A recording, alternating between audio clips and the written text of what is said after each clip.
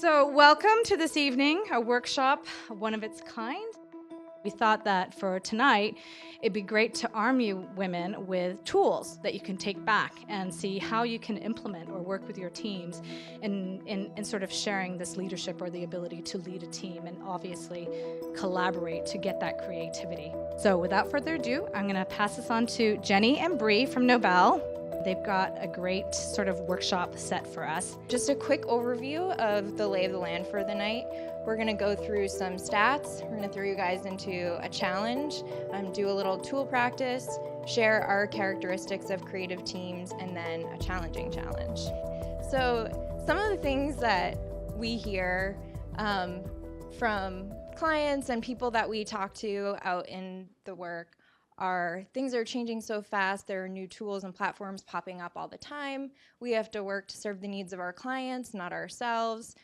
I don't have time to think strategically. I'm sure you guys have all heard and probably thought this as well. It's a really, really fast-paced, ever-evolving world out there, and as much as we'd all like to take time to step back and be more thoughtful in the day in, day out, it's really hard. There's a lot of demands internally and externally to do that.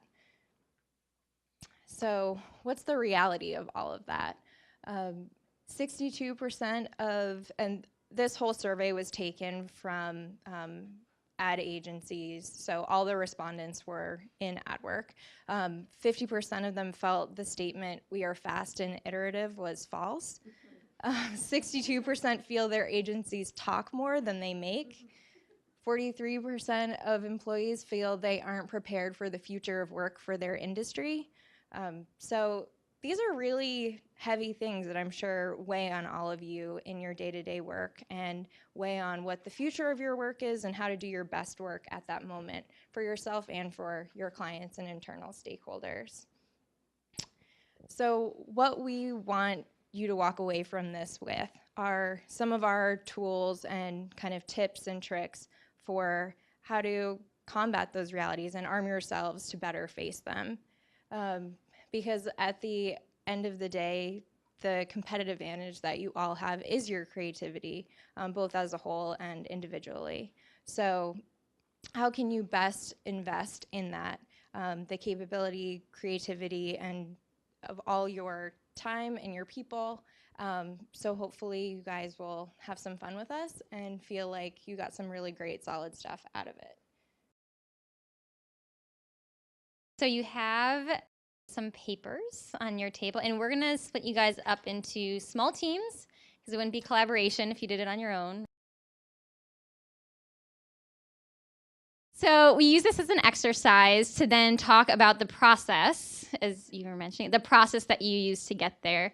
I saw lots of different things happening in terms of process. Some teams, everyone drew a different one, and then you all looked at them, decided what you liked best. Sometimes you prototyped with a bunch of little Post-its, or I saw two people leaned over one piece of paper. So thank you guys for playing along with us. We're now going to talk through what we see through our research and working with a lot of highly creative teams, what we feel are the characteristics of creative teams, some principles and some tools.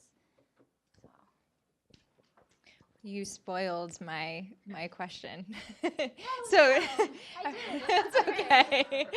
So it gets so exciting clicking through the slides. So hopefully none of you read that, but even if you did, does anyone know what Google assessed to be the main factor for highly performing teams or high performing teams? Wow, no one read the slide. So surprise, psychologically safe. So what that means for any of you that aren't familiar, this isn't just people feeling like they're comfortable and safe around each other in terms of agreement. This is also feeling safe to take risks between each other. Not only risks, but divergent thought, to ask questions and to disagree and share those opinions. So some of the tools that we like to use to encourage this are, one, a check-in. So what this can look like at the beginning of a meeting, going around and asking each person what has your attention. And why that's so important is, sometimes someone's in a meeting and you feel like they're tuned out, they just don't care, and all of a sudden you start spiraling like, oh, they hate my idea, they don't want me to be talking in this meeting, they probably don't even want me here, and they might have just like gotten in a car accident on their way to work and be so distracted because they're thinking about all these things they have to do when they leave the meeting. So it's just kind of a way for people to all come and share what else is in their mind and what might be keeping some of their attention in a really honest and transparent way. And it also helps because we've all been in meetings where people sort of trickle in and then everyone's having these side conversations and it takes 15 minutes to start a meeting. So if you all kind of subscribe to this practice of having everyone start with this, at least people come in and they're getting that off their chest, they're coming to the room, and it also creates a lot of humanity between people. You understand a little bit more about what people have going on outside of their work and maybe even learn some of their interests, and just helps you guys build some knitting between team members. Another one that we really like are, we call them user manuals. So the format it takes is I'm pretty good at, I can use help with, I prefer to communicate by, and I prefer to disagree by. And something that's really nice about this format is sometimes it's hard to be really personal at work. And you know, when you do things like trust falls or things like that, it can be a little much for some people, and that's okay. So this is a nice way for people to start to get to know each other by who they are, but also by what some of their preferences are around work. You know, do you prefer to be emailed, or would you rather me just pop by your desk and grab you, or does that startle you and you would rather me like Slack you first? Like, what are all those kind of how to get a hold of me questions? It also lets you know what are the expertise and assets on your team that you might not know about yet. So someone could be, say, like a PR person and be like, well, I'm actually pretty good at VR content, or things that you may not know from your day-to-day work with them, but all of a sudden now you know that you have this muscle on your team that not only would it be really exciting for them to flex, but it could add another dimension to your work. I can use help with is always nice because it allows you to be a little vulnerable, but also, you know, sometimes that can be as simple as if I'm staring at my computer for 10 minutes and you don't see me blink, I could use help, like prioritizing my day or doing a quick triage. And the disagreeing one is nice too because, again, we want to cultivate an environment where it's okay for people to disagree. That doesn't have to be a negative thing. But what will make someone feel safe to do that? Is it they want to disagree one-on-one? You'd prefer to have someone pull you aside? Are you okay with kind of having this open conversation and disagreeing in a meeting room? It just makes it feel a little disarmed and allows people to open up and feel like they can share divergent thought.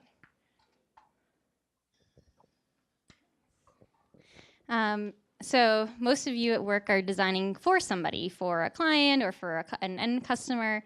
And so a bit of design thinking, which I'm sure you're all familiar with. A creative team is anchored in the latent need. So we use a tool called functional versus emotional needs to help teams think differently about what they're trying to create for their clients or customers. So the thing I'm creating is, which most people usually have an idea about, like I'm making a lawnmower, if you were in lawnmower design, or components of my design are, and you could list them out. But of course, people aren't actually buying a lawnmower, they're buying shorter grass. So if you could think of another way to meet that brief, like if the brief is for shorter grass, then maybe you don't need to build a lawnmower. You could, design slower growing grass, which would also meet that need. And then further, actually what you're really trying, people actually don't care about their grass. What they care about is the pride that they take in their home. If it was trendy to have really long grass, then lawnmowers would go out of business. So what you're really designing for is a feeling, or how you want to make people feel. And as you know, too, in creative spaces, it's all about the sort of the affect of what you're creating and what you want to make people feel. And in this case, pride in their home gives you a lot more room to be creative than I need to make a lawnmower.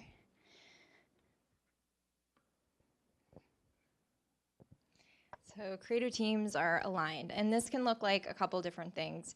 It can be aligned around a strategic goal or a business initiative or aligned in ways of working.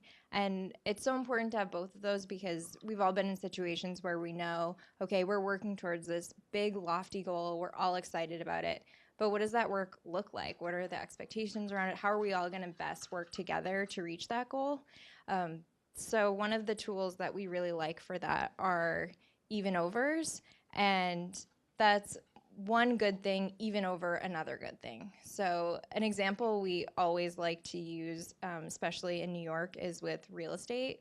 So an even over would not be a big apartment even over a foreclosed apartment. It's like pitting two things that you would want both of them, and having that guideline really does help you prioritize how the work is going to look, how it's going to flow on your teams, and how you're going to reach those lofty goals. So you list everything you want, and then you pit them against each other. One for a business goal could be meet strategy even over meeting budget. So you may have a project where the budget, you kind of have a big window to play with. So how are you going to prioritize what you measure success on that project with? Some for how teams can work together, get another set of eyes even over feeling confident, home by 6 even over internal emails. It's really nice for teams to come together and write these and all have a sense of how they want to be working and how they can support each other in working against those goals. Do you write those at the beginning like those other things in terms of how you like to work? Yeah, definitely. Yeah. Yeah, they're decision-making tools, really, so that in a moment you can make the decision to leave the office and not return the internal email and feel confident about it.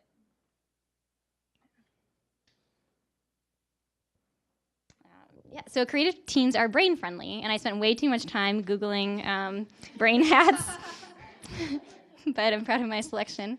So creative teams work in ways that feel natural to your brain and push your brains in the ways that you want them to be pushed. So a tool that we like to use that's brain friendly is one that we actually used with you guys is prep time and ordered rounds.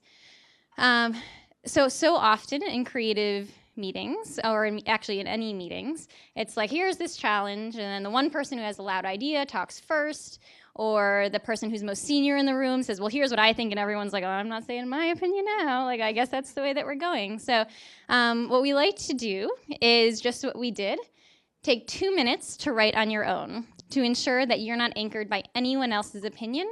It gives you also, for the people who like to think first and then speak, this gives you the opportunity to work in the way that your brain works best. So we like to say there are some people who talk to think and some people who think to talk. And so this is the think to talk people. Then share in a round, so one at a time around the circle, and make sure that the most senior person goes last. Because once that person goes, everyone's like crumpling up their Post-its. Like, I don't want to share that thing anymore. And so what it allows you to do is get all the ideas out on the table, your diverse perspectives, and it allows people to think in the way that they think best. Jenny knows from our internal meetings, everyone knows to come to me last, because if you go to me first, I'm like, and like I need time to process and think and write, and over time you start to learn that about your colleagues and how their brains work. And then 4 is for the people who talk to think. So after you've shared, then go ahead and have the open season on building on each other's ideas. You want to have that ability to sort of build on each other, yes and all of that. All right. For you. So inclusive of diverse perspectives. So as important as it is to hire for diversity and cultivate a culture of diversity, the actual work on the team has to feel diverse and inclusive of all those perspectives once people are actually in the door doing the work as well. And a couple of the things that we like to do, actually this is one of my personal favorites, just in case anyone was wondering, strategic sensing. So it's so important for people to feel like they can be out in the world as a sensor for their teams, to come back and share what's getting them excited, what they're feeling, what they're hearing. But it's really hard to actually do that. You know, the days get really full. There are deadlines, there are clients calling, there's all these things that take away from your ability to really sit back and think about what's happening in your environment. And we as a team do these for our internal environment and our external environment once a month, and it just allows us to kind of get out of our heads a little bit from the day-to-day and stop and think about what's happening around us. And it's really cool to look back at what we've seen over the times that we've done them and how we've been able to adopt new projects or policies to address those things. So what that looks like is kind of a rapid fire of rounds. The first one being, what's changing? Are things increasing or decreasing?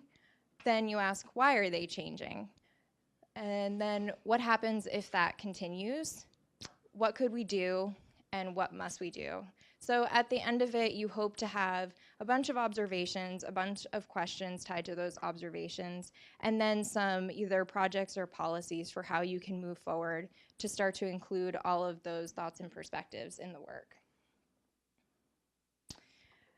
And does anyone know the example of Pixar's Brain Trust? Have you guys heard of this? No. So this is around the idea of having a collective group of, let me back up first. So a lot of times when you're working on something and you want feedback, you then have all these questions of, oh, if I ask this person, are they going to expect that I like adopt their ideas, or are they going to then like take over parts of this project?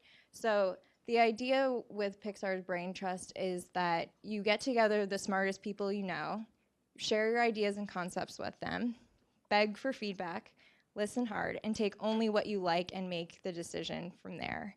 So you're able to garner all of these thoughts and perspectives, and everyone comes into it knowing that ultimately the decision is still in your hands, and you can take or leave their thoughts as you'd like to best support your work.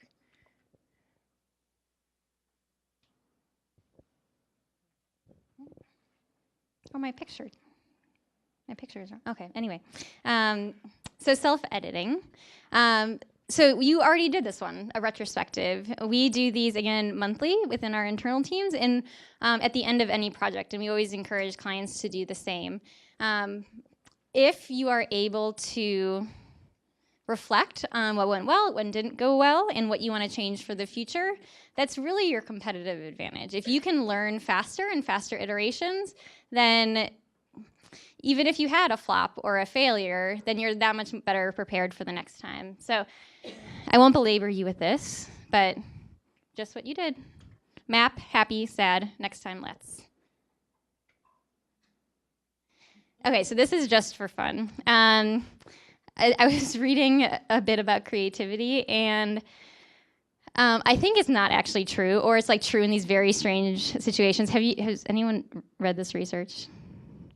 So apparently for people who are very handed, like you're very left-handed or very right-handed, you can increase your creativity, and they measure that based on like little activities like the ones that you just did. You can increase your creativity by looking like this.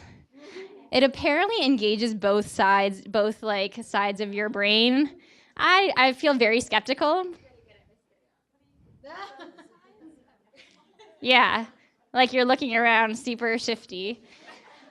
So this is mostly just for entertainment purposes, but if your team is at a standstill and you're like, we don't have anything and the project is due, you could just sit around and go and see if anything comes of it without like making yourselves pass out in the process. I did cite the reference. It was published in Brain and Cognition. I don't know if that's a super legit publication, but food for thought. Just thought we'd throw that out there. This was the last challenge we were going to put you guys through, so thank you for entertaining us and getting a little silly and creative along the way. Hopefully you feel like some of these tools are things that you can use and potentially use with your teams to help cultivate that creativity that you clearly all have a mastery of. Thank you all so much for being here. Thank you.